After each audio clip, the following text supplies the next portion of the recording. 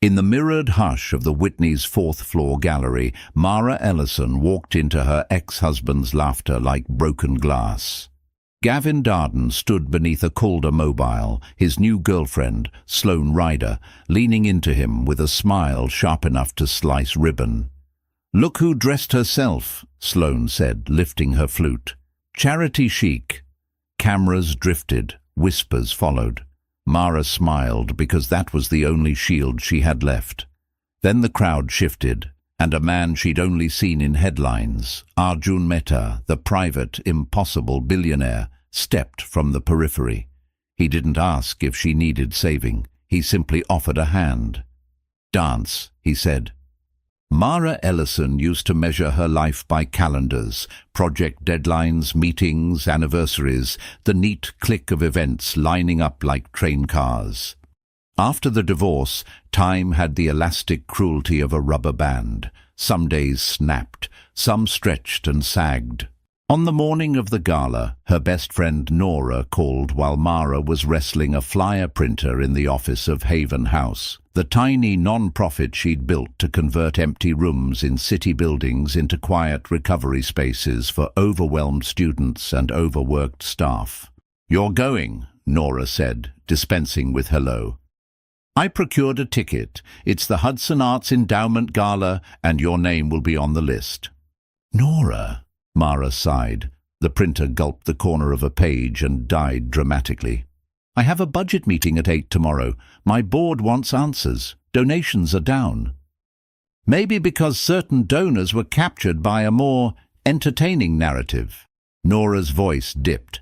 "Attend. Smile at the right people. Remind them your work still exists. And yes, you look phenomenal in that sea glass dress." Mara glanced at the garment bag hanging off a bookshelf. She'd bought the dress back when optimism felt like income. "You know Gavin will be there, and Sloane." "I do," Nora said. "Consider it exposure therapy." Exposure to what? The exposure of having chosen the wrong person, of not noticing the fault lines beneath love until the house collapsed. Gavin had been the golden son of a family that moved inside Manhattan the way others moved through their own kitchens, effortlessly, casually, everything within reach. When he'd fallen in love with her at an East Village readings night, he'd seemed awed by her work ethic, her weirdness. Later, he'd called it her lack of polish. It still stung, how something cherished could be renamed into a wound. Sloane had entered the picture with wet lacquer nails and a certain kind of beauty that asked to be used. In the early days, Mara had dismissed the threat. She and Gavin were married. The rest was background noise. But background noise can swell, fill a room, drown a voice. Mara flattened her palms on the desk. The printer made a death rattle. She laughed, despite herself. "Fine," she told Nora. "Send the receipt to the email. We can pretend it's a networking expense." "Pretending is how great stories begin," Nora replied. "And sweetheart, don't let them write yours." Evening fell with theatrical punctuality, tinting the Hudson the color of bruised violets. In her apartment on Orchard Street, Mara zipped the sea-glass dress and studied herself. Her hair was a dark chestnut bob now. She'd cut it short after the divorce. She swiped on lipstick with a hand that trembled, then steadied. She was 34. Not old enough to feel exhausted by reinvention, and yet, on her way out, she paused beside the stack of grant applications and the sinking number on her non-profit's bank app. Gavin's law firm handled major donors who'd once supported Haven House. After the divorce, emails went unanswered, calls politely deflected. She had told herself she didn't believe in conspiracies. Lately she wasn't sure. She tucked her phone into a small clutch. The car Nora sent slid along Houston and North through avenues that still smelled like summer. When she stepped into the Whitney's lobby, the evening air cooled her cheeks. Light flooded the stairs like poured champagne. She told herself to breathe. The staffer at the desk checked the list and smiled professionally. "Welcome." Mara nodded and climbed toward music that sounded like polite success. The fourth-floor gallery gleamed in pale concrete and glass. Waiters navigated with trays. The city outside glittered with the smug indifference of skyscrapers. That was when she saw them, Gavin in a tux that fit like a threat, and Sloane in a black dress that seemed less worn than wielded. They looked carved from comfort, Gavin's hair sun-touched and disciplined, Sloane's smile all calculation. Mara felt the old reflex to retreat. She stood taller instead. She would not be precious tonight. She would simply be present. Gavin noticed her first. "Mara," he said loud enough that nearby heads tilted. He used the tone he saved for settlement offers he intended to win. "You look different."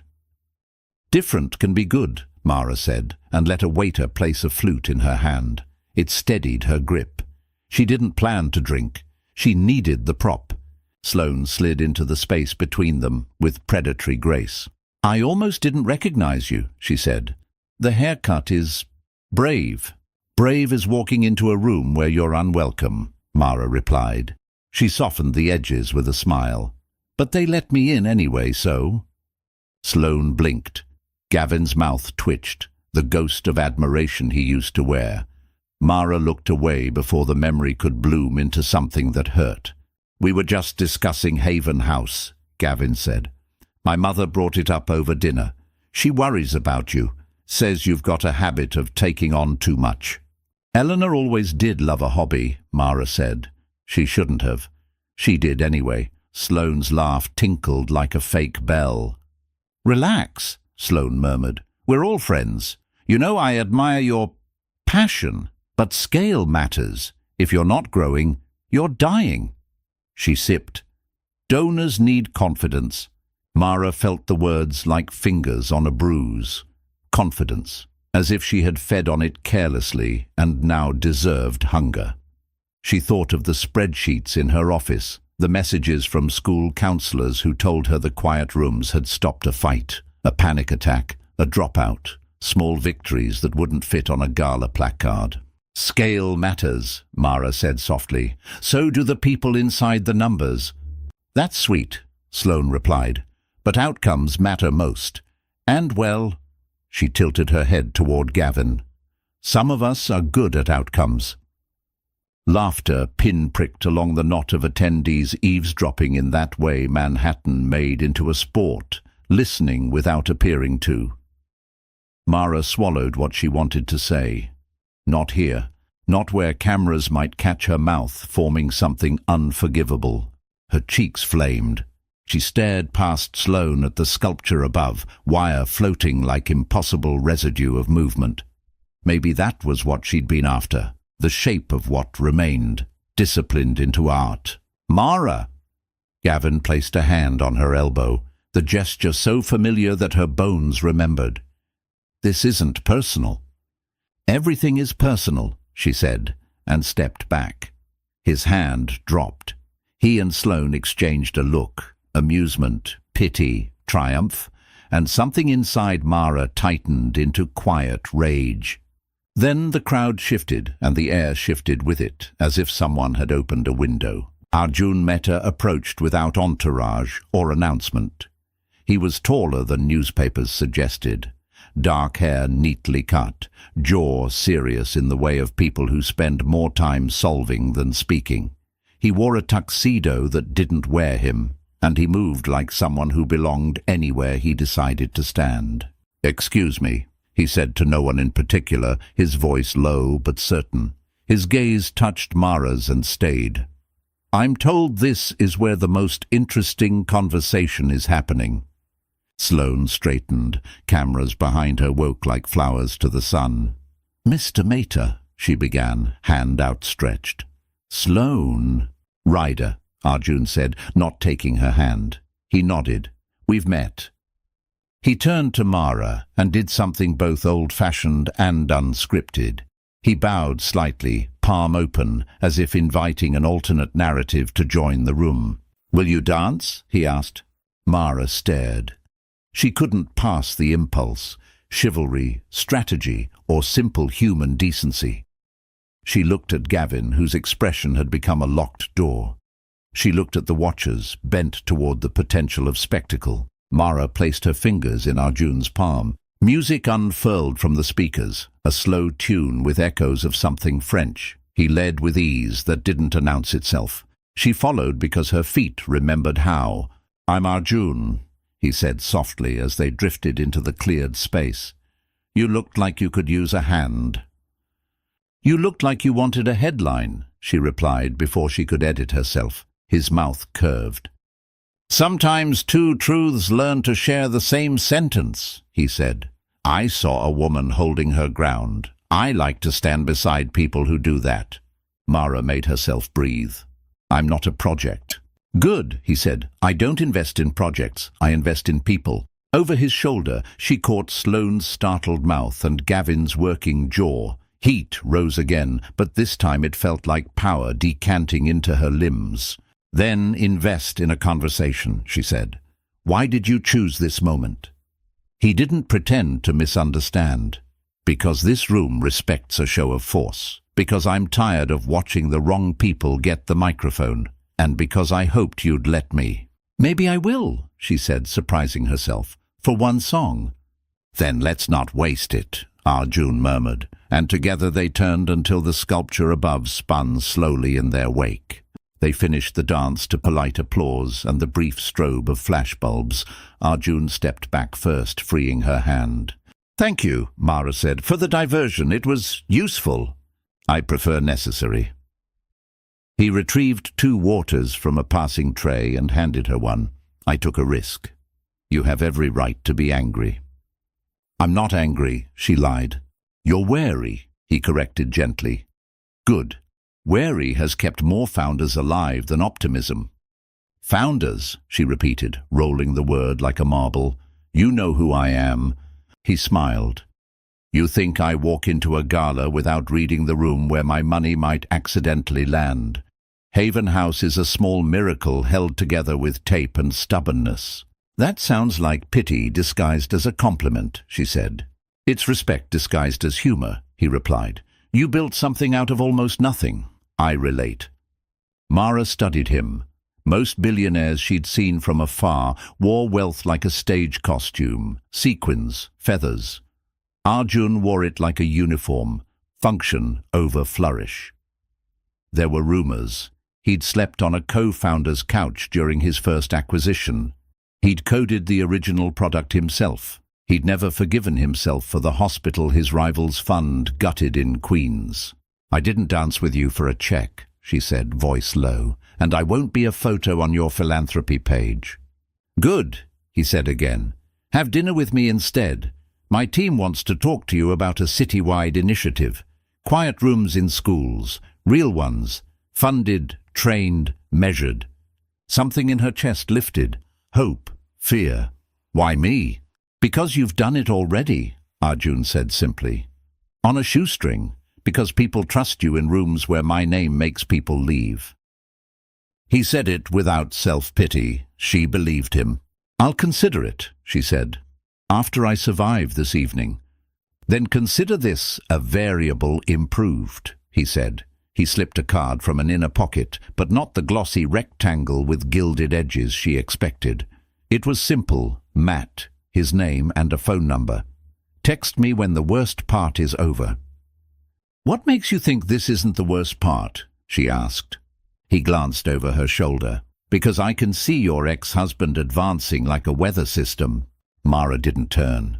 "I don't want to give them a second act." "Then let me give you an exit," Arjun said. "There's a utility staircase behind the Rothko. It leads to a terrace. Fresh air, no cameras." She hesitated. Every instinct insisted on finishing what pride had started, but Nora's voice chimed in her memory. "Don't let them write your story." "Lead the way," she said.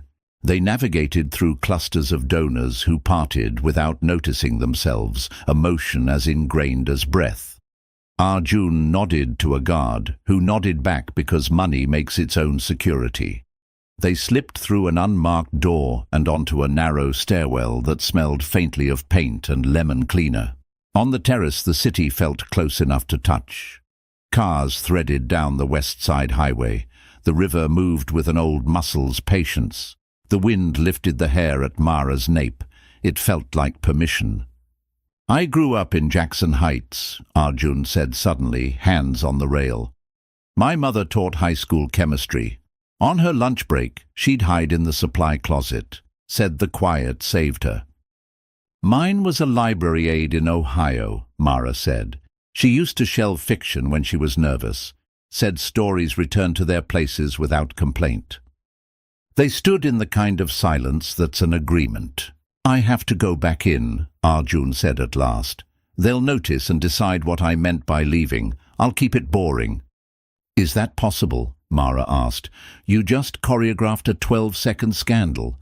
A flicker of amusement crossed his face. "Scandal is what rich people call surprise." He stepped backward toward the door. "Text me," he said. "Whatever you decide, text. I'm better with data than speculation." She lifted the card. "I will." When he was gone, she didn't rush to re-enter the fray. She allowed herself 5 minutes to breathe, to look at the city and remember that rooms were only rooms. Then she went back inside, chin high, spine long. Gavin and Sloane were nowhere in sight. Or perhaps she had learned to see around them. "Tell me everything." Nora's text arrived before Mara's lift turned east on Canal. Mara sent a photo of Arjun's card and waited for the typing bubble to pop in and out like a nervous heartbeat. Nora called. "You danced with him. People will faint at brunch." "It was one dance," Mara said. 1 minute of oxygen in a vacuum. He wants to meet about funding." "You're not allowed to dismiss oxygen," Nora said warmly. "Not when your board has panic written all over its minutes." Mara scrubbed a hand over her face. "We're losing 2 major donors this quarter. The third is re-evaluating focus, which is philanthropy for we're bored." "Gavin," Nora said, not a question.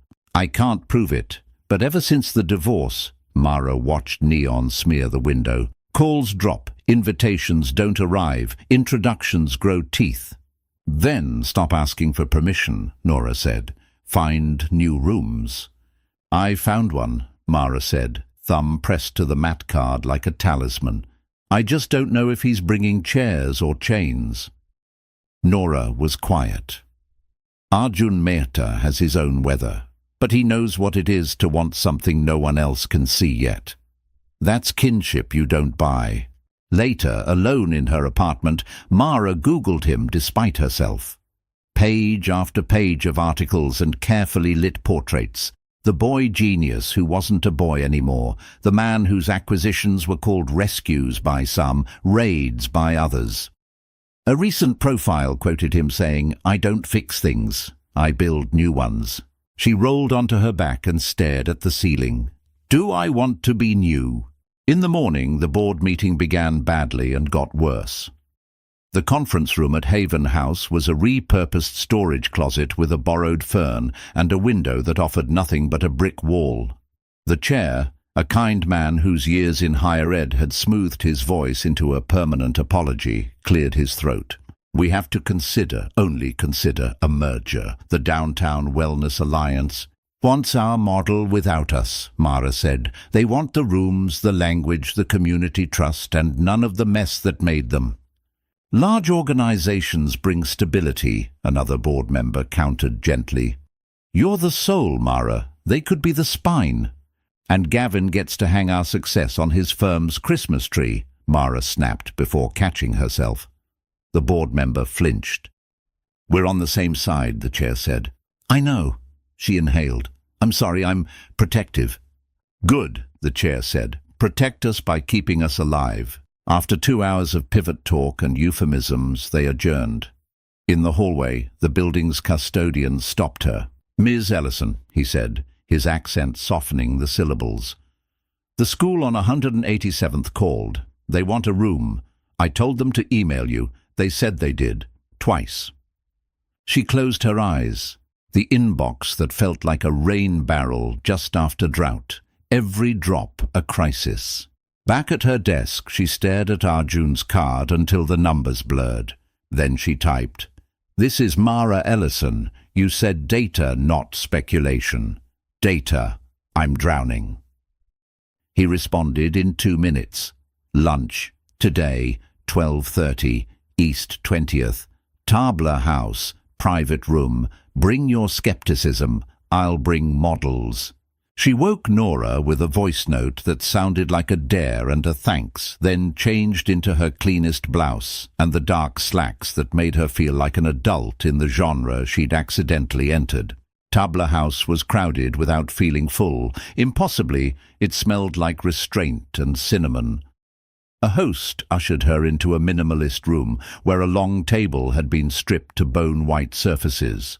Arjun was alone, sleeves rolled, a slim laptop open to a dashboard.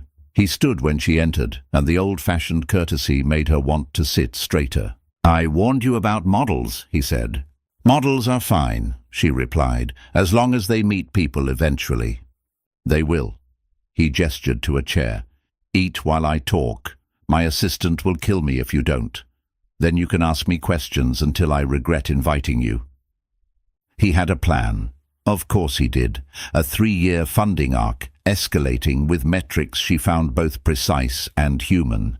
He didn't say impact. He said, how many kids breathe easier this month? He didn't say scalability. He said, which neighborhoods will trust us next? Her skepticism, which had arrived with a sword, set it slowly down. "I have 2 non-negotiables," Mara said when he paused. 1. No photo ops that exploit crisis. 2. No naming rights. I'm not plastering your last name on spaces meant to feel like a friend's living room. "Agreed," he said without drama. "I'm selfish about very specific things. Credit isn't one." "Then why are you doing this?" she asked. "Really?" He folded his hands, gaze steady. "Because I'm building a network of practical mercy. Because I'm tired of watching anxiety harvest children, and because, full disclosure, this helps me in a separate fight. Your ex-husband's firm is representing a private equity group buying a healthcare chain I want to block. They're using community well-being as cover. I want to show what that actually looks like." Her stomach dipped. "So I'm a chess piece." "You're a partner," he said. "If that feels like a trick, walk away now. I'll still write a check. No strings, but the broader alignment is there. I won't pretend otherwise." He had said the quiet part aloud. She respected that even as irritation flashed through her. "I won't be weaponized," she said. "Then don't be," he replied. "Take my money and build your rooms. Let me point to something real when I argue in rooms I can't invite you into. We can both live with that." She considered. The reality of rent and demand and the way hope dies without dailiness weighed its arguments. He watched her, not pressing. In the end it was simple. Heart-rending calls, unread emails, a school counselor in Washington Heights who had cried on the phone. 3 pilot schools, she said, 2 in the Bronx, 1 in Queens. If results are what you predict in 6 months, we expand. The contract guarantees autonomy. And if Gavin leverages this to hurt us, if your fight with his firm turns us into friendly fire, we're done." "Deal," he said, and extended his hand again, not for the room this time, but for her. She took it. The pilot moved like weather, unfolding whether anyone wanted it to or not. Arjun's people handled logistics with a competence that made Mara feel both relieved and obsolete. Contractors appeared with swatches and acoustical panels. Counselors arrived with training manuals and a gentleness that made her throat tight. On opening day at PS 714 in Mott Haven, there were balloons because a custodian insisted on them, and a bowl of apples because the principal's grandmother believed red drew luck. The room was small but stitched with thought. Soundproofing, textured walls, a dimmer that made the overhead light gentle. A poster read simply, "Breathe here." Mara stood in the doorway and watched the first 6th grader, a boy with a backpack nearly bigger than his hope, step inside and look around like he'd found a lake. "You did this," Nora whispered beside her. "We did this," Mara said. And then, because honesty was a habit she was still learning to carry, she added, "Arjun did this." Almost as if summoned, he appeared behind them, no security detail, sleeves rolled again. He looked around and nodded, not at the finishings, but at the teacher kneeling to speak to a girl at eye level. "This will work," he said quietly, more to himself than to them. "This will work." The first press request arrived a week later, then 3 more. Mara deflected the ones that felt like fishing expeditions and accepted the 2 from outlets that actually reported. The articles were respectful. One mentioned her divorce in a single breezy clause, irrelevant fact as spice. She ignored the sentence and focused on the photo, a child breathing. The internet, of course, added commentary, some supportive, some cruel. Then Sloane texted, "We should talk. Coffee? I'm not your enemy." Mara stared. She had not given Sloane her number. Manhattan, however, redistributed such things like gossip and napkins. "Why?" Mara typed. "What do you want?" "To not feel like a cliché," Sloane wrote. "Meet me at Perch on 10th, tomorrow 8 to or." Nora said don't go. Arjun said ask for a public table and leave first. Mara went anyway because curiosity and anger share a motor. Perch was all cement and plants and beautiful people pretending to be casual. Sloane wore a trench coat over something architectural. She stood when Mara arrived, lips bare of their usual lacquer, and looked for a blink, young. "Thank you," Sloane said. She didn't waste time. "Gavin thinks this thing with Meta is a stunt. He told his mother it'll fizzle when the cameras get bored." "Your boyfriend has many thoughts," Mara said coolly. Sloane's mouth twisted. "Let's stop pretending Gavin is anyone's boyfriend. He's a firm in loafers." A waiter placed 2 coffees. Sloane waited until he retreated. "Look," she said, leaning in, lowering her voice. "Eleanor is arranging a donor salon next month. Quiet, private, old money. You're not invited. They plan to pitch a wellness advisory initiative that looks suspiciously like your work, without you. If they succeed, your board will fold." Mara's breath stalled. "Why are you telling me?" "Because I'm tired," Sloane said, and for the first time the Polish cracked. "Because when I started at the firm, I thought proximity to power would make me someone. Instead, I'm collecting other people's sins like souvenir spoons." "That sounds like a redemption arc rehearsed in the mirror," Mara said, checking her temper. "Maybe," Sloane conceded. "Or maybe I'm just a person who sees another person being dragged and decides to say something." "Price?" Mara asked. "There's always a price." Sloane smiled without joy. "Privacy. If I give you a copy of their deck, you didn't get it from me. Also, you stop posting those poems on your non-profit's Instagram. They're earnest. Donors hate earnest." "Noted," Mara said, though she had no intention of scrubbing the poems her mother loved. "Send the deck." That night, an email arrived from an anonymous account. The deck's title, Community Calm TM, a scalable wellness footprint. Slide 2, a photo of a quiet room stolen from Haven House's website, the watermark clumsily cropped. Slide 6, talking points about no names, no drama execution. Slide 10, proposed advisors, including Eleanor Darden. Mara forwarded it to Nora with a string of words that churches don't endorse. Then she texted Arjun. "We need to talk, they're coming." His response, "Good, I'm tired of defense, let's go on offense." Going on offense, it turned out, looked like strategy sessions in Arjun's glass-walled conference room with a view of the river that made the city seem like a chessboard and the people small enough to move easily. Mara hated it on sight and then hated herself for hating it. The coffee was absurdly good. The staff were disarmingly kind. Arjun's general counsel, a woman named Pilar with eyes like a cross-examination, spread the stolen deck across the table. "Cute," she said. "Trademark symbol and everything." "They'll argue it's a generic concept," Mara said. "Anyone can create a quiet room." "Anyone can build a barn," Pilar replied. "Not everyone can run a farm. We don't sue salons. We starve them." "Meaning?" Arjun asked, though Mara suspected he already knew. "Beat them to the donors," Pilar said crisply. "Publicly and privately. We show up with data and children's drawings. We show that community calm twim is a carcass wrapped in language. The children, Mara said, stomach turning. No names, no faces. Of course, Pilar said, offense flicking. We're not monsters. Sometimes we're mirrors, Arjun murmured. Afterward, walking her to the elevator, Arjun paused. You okay? You're asking if I can do this? Stand up straight while we politicize calm? She met his gaze. I have to be okay. He nodded slowly. I asked because I care, not because I doubt you. Good, she said. The elevator bell chimed. Let's win ugly in order to build beautiful. They did both.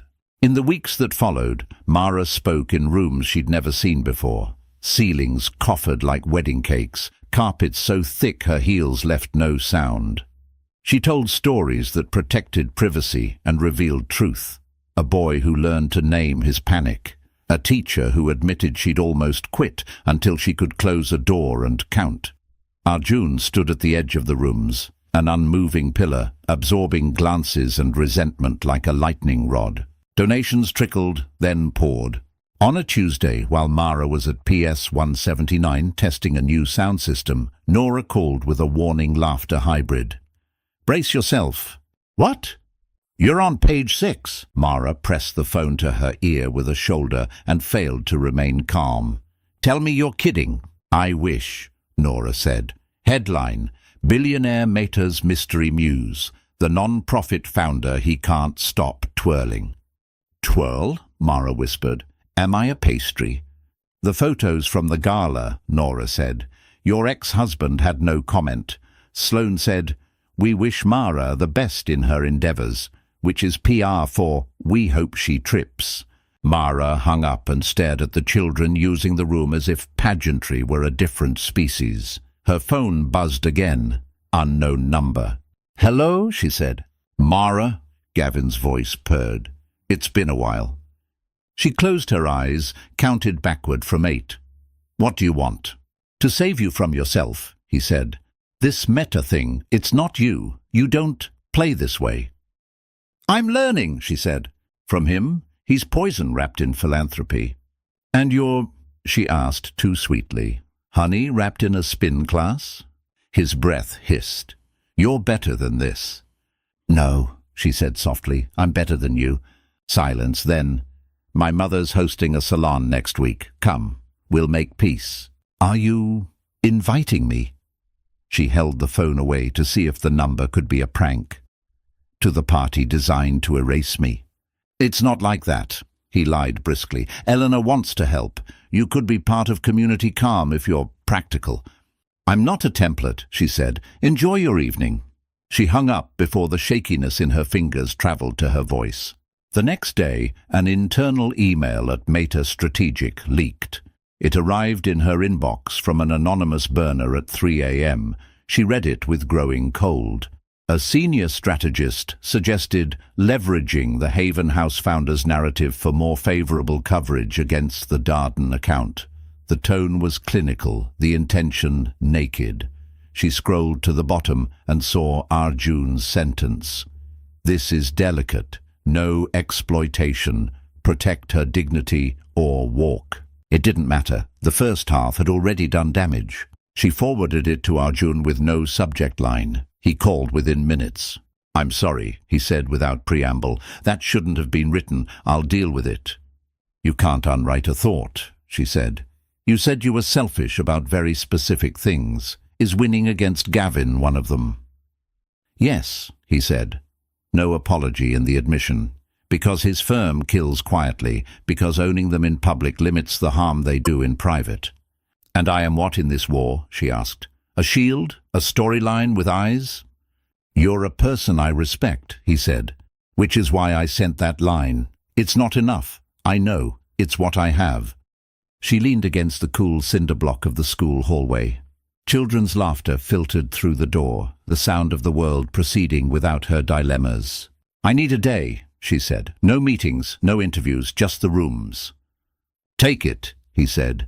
I'll make sure the world doesn't fall apart for 24 hours. She laughed then, unwisely charmed. Deal. The salon at Eleanor Darden's apartment was an exhibit of taste curated to mimic gentility while declaring conquest.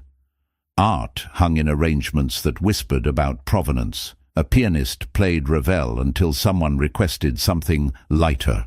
Sloane, in minimalist white, looked like a swan that had joined a board. Mara stood across the street on Park Avenue with Nora, both wearing black like chaperones of their own ghosts. "You don't have to go in," Nora said, voice low. "I'm not," Mara said. "I'm here to see the people who think invention is their entitlement." Sloane had texted an hour before. Deck updated. Additions, partnership opportunities. Translation, "They're coming for your board. Be ready." "There," Nora said, pointing with her chin. "3 of your board members together, and that's, oh God, Judge Rowan, Eleanor's pet." "Let them have their speeches," Mara said tightly. "We'll have our receipts." Their receipts arrived in the form of Pilar, who marched into the salon like someone who refused to be bored. She carried a folder and an expression that looked almost festive. An hour later, the first donor emerged, looking as if a favorite pair of shoes had betrayed them. Pilar called 10 minutes after that. "We did not stab," she reported cheerfully. "We simply read, in front of witnesses, the section of their deck where they proposed pilfering your model. And then we asked about the stock holdings of 2 new advisors in the acquiring PE firm. No one had fun." Mara exhaled. "Thank you." "Don't thank me yet," Pilar said. "Gavin knows we blocked the easy path. He will choose a messy one." The messy path was an op-ed in a glossy magazine written by a concerned philanthropist about the dangers of emotion-driven non-profits with no accountability. The subtext was a shriek. The photo was Haven House's doorway. Credit, publicly available. Mara didn't sleep that night. She sat on her couch and wrote a response she never sent. At dawn, she went to PS 714 and watched a child trace their breath in a mirror with a dry erase marker. At 9 a.m., Sloane knocked on her office door. "You have a key?" Mara asked, startled, then irritated by her own startle. "I have manners," Sloane said, holding up a paper bag. "And bagels. We're both from the Midwest. We believe in carbs." Mara snorted. "Ohio is not a carb." "Everything is a carb if you love it enough," Sloane said. She sat, uninvited.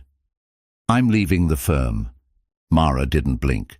"Because you're good now?" "Because I'm tired of laundering men," Sloane said.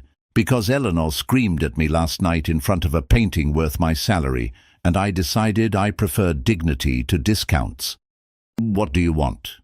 "A job," Sloane said, smiling in a way that was not their old war. "Not from you, from myself. I'm not here to be hired. I'm here to level the field." She slid an envelope across the desk. Emails, calendars, proof that they moved donors away from you because it amused them to watch you scramble. No payment. Consider it. Restitution. Mara opened the envelope and saw the first email's subject line. Haven House. Please avoid. The sender, Eleanor Darden. Her breath caught. "You'll be roasted," she said. "They'll blacklist you." Sloane shrugged. "There are other lists." "Why?" Mara asked, quieter now. "Why really?" Sloane's eyes shone and didn't spill. "Because I watched you at that gala decide to be bigger than survival. Because I thought if I helped you tip a table, I might stop hating my reflection." They stared at each other and, briefly, became something like allies. After Sloane left, Mara called Arjun. He answered on the first ring as if he'd been waiting inside the moment. "Let's end this," she said. "Not with fire, with light."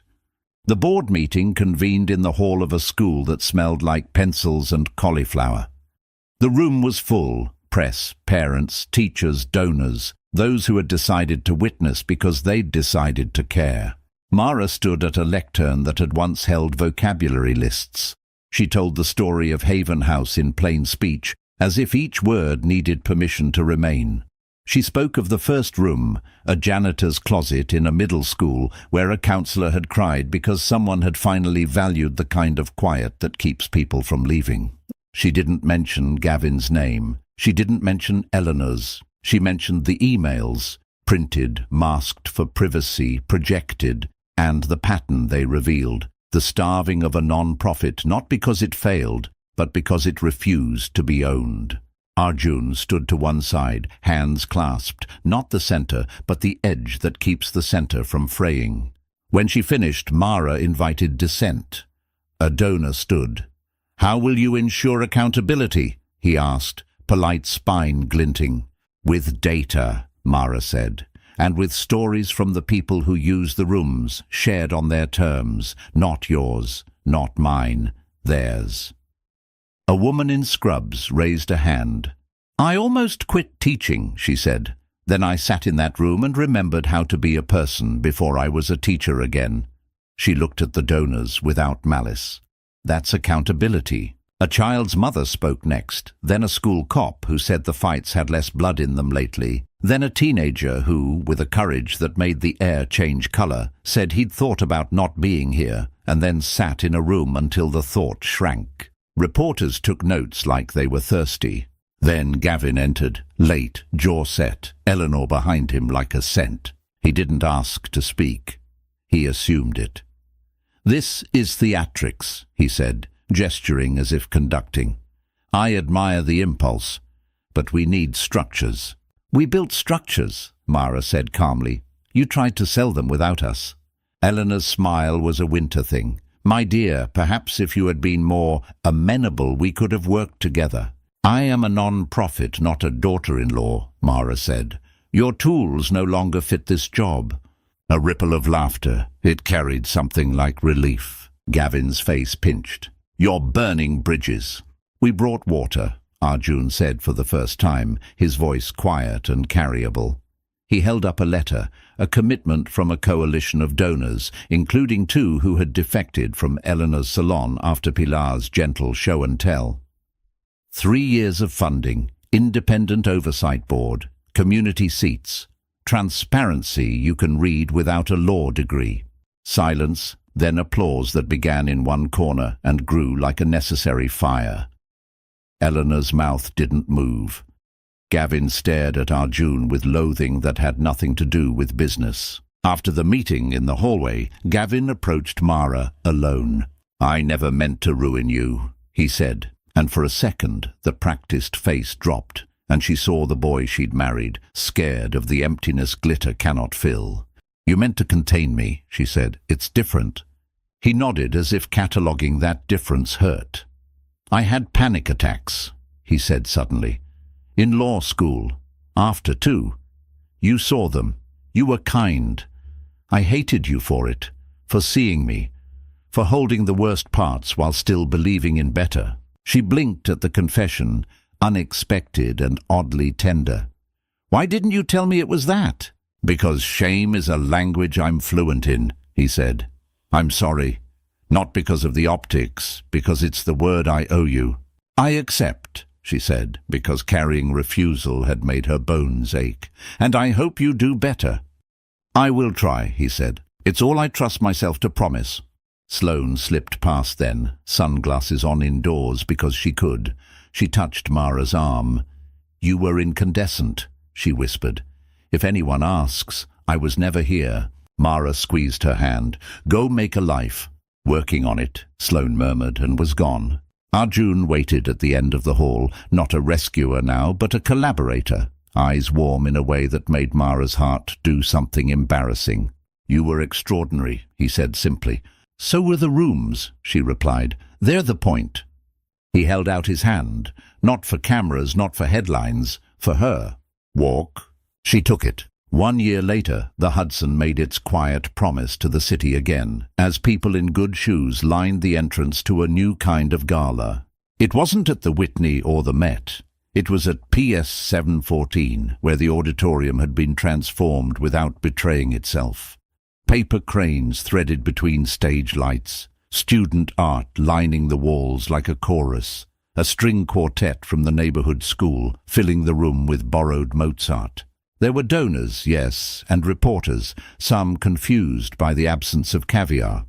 There were teachers in slightly wrinkled dresses and janitors in their best shirts. There were parents with strollers and teenagers with eyeliner, and an old woman who slapped Arjun's shoulder and said, "You eat? You look skinny." He laughed like someone's grandson. Mara, in a dress she'd bought on sale because she liked how it let her move, stepped onto the stage to the kind of applause that always startled her because it was a sound she did not build. She waited until it calmed into a listening. "We're here to celebrate spaces," she said. "Not rooms, not logistics, not line items. Spaces where people remember they belong to themselves. When we started, we believed something we couldn't prove. Today, we can prove it a little." She gestured to the screen behind her, where graphs that weren't abstract, attendance up, fights down, referrals caught earlier, sang their quiet song. Then drawings appeared, lopsided hearts, careful stars, a cartoon dragon breathing flowers. She paused to let the laughter find its place. "We did this together," she said.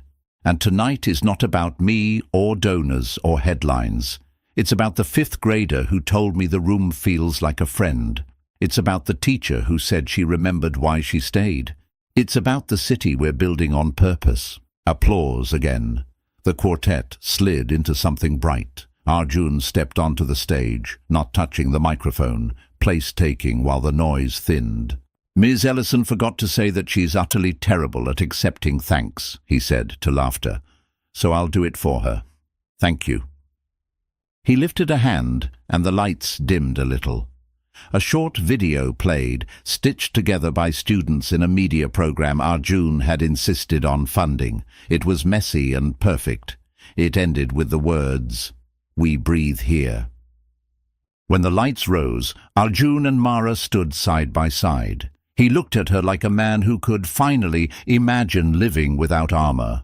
"Dance?" he asked, and the room made a soft, happy noise. Mara laughed, the sound free of the ache that had once lived in it. "Let them say what they will," she said. "We'll build rooms too." They stepped down from the stage and onto the floor, and this time when they turned, no one clapped because no one had to. The music carried them. Gavin stood in the back, hands in pockets, and nodded once to himself before slipping out unnoticed. Sloane arrived late on purpose, hair shorter, eyes clearer, and leaned against the doorframe like a person who had chosen a better edge. Outside, the city crosshatched its own story. Inside, under paper cranes, people who had almost given up learned how to stay. Mara rested her head against Arjun's shoulder for the length of a breath, then lifted it, eyes bright with the understanding that redemption is a verb, and belonging is a practice, and love is not a rescue, but a room you build daily, together. He didn't save her, she didn't save him. They saved what they could, and it was enough to change a city one quiet at a time. If this story held you, if you felt the sting of a whispered insult, the rush of an unexpected hand, the relief of a room where you could finally breathe, then you know what Mara learned. Power is loud, but dignity endures. Love doesn't rescue, it rebuilds. Arjun didn't fix her. She wasn't his project. Together they chose the work over the theatre. Sloane chose a mirror that told the truth. Even Gavin chose to speak the word sorry and start again. If you'd like more stories with messy people, real stakes, and endings that earn their light, tap like, share this with someone who needs a quiet room today, and subscribe for the next chapter in this channel's world of human-scale drama. Your support helps these stories find their people, and maybe builds a few rooms of calm in the process. Thanks for listening. I'm glad you stayed till the end.